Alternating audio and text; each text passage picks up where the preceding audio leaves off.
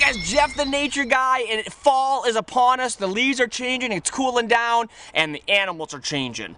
No, don't worry, I don't mean this guy's changing into a werewolf over here. I mean they're getting their winter coat. So let's talk a little bit about fur, because fur, of course, as you know, important. And what does fur do most?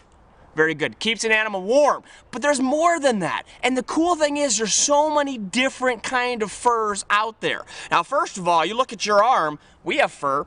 We just call it hair. And the funny thing is, it only covers parts of our body. Well, luckily for us, we have smarts and we made clothes for ourselves. So that's why we don't have much fur, because our clothes keeps us nice and covered and keeps us nice and warm. But in the animal world, that's not the case. So I've got a whole different line of furs here I want to talk about. Now, first one, you see those animals behind me there, of course, the wolves. We got an up-close wolf here, so you can see this fur. And if you were able to feel it, it's really thick. And that's because these guys are found out in, well, Yellowstone, places where it gets really cold. The thicker the fur, of course, as you guys know, the warmer they stay. But there's a problem with that when you're a small animal. Say you're a small little mouse, you can't have too thick fur because it'll weigh you down. You won't be able to run away from predators.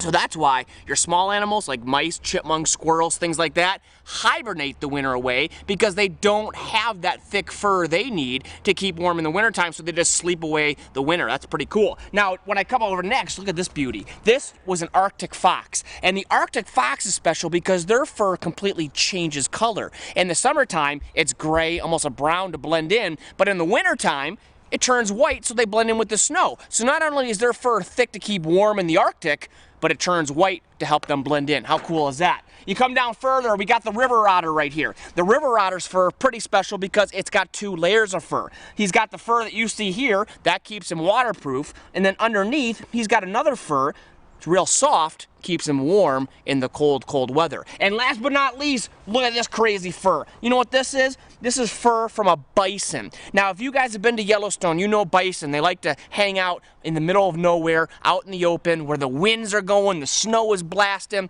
So obviously, they have to have really, really thick fur to keep them nice and warm. And that's exactly what it is. In fact, this fur is so thick, you can't even see the bottom of it because it's so intertwined and curly, so wind can't get through there. So there's so many different kind of furs out there. Make sure when you're looking at animals from a distance, maybe at Yellowstone or in your own backyard, look at their fur, see if you can figure out maybe why their fur looks like it does. Or come to the zoo and see them up close, and you can actually see the fur changing on these animals each season. It's pretty fun to watch. So guys, until next time, I am Jeff the Nature Guy here at ZooMontana, checking out our fur. We'll see you later.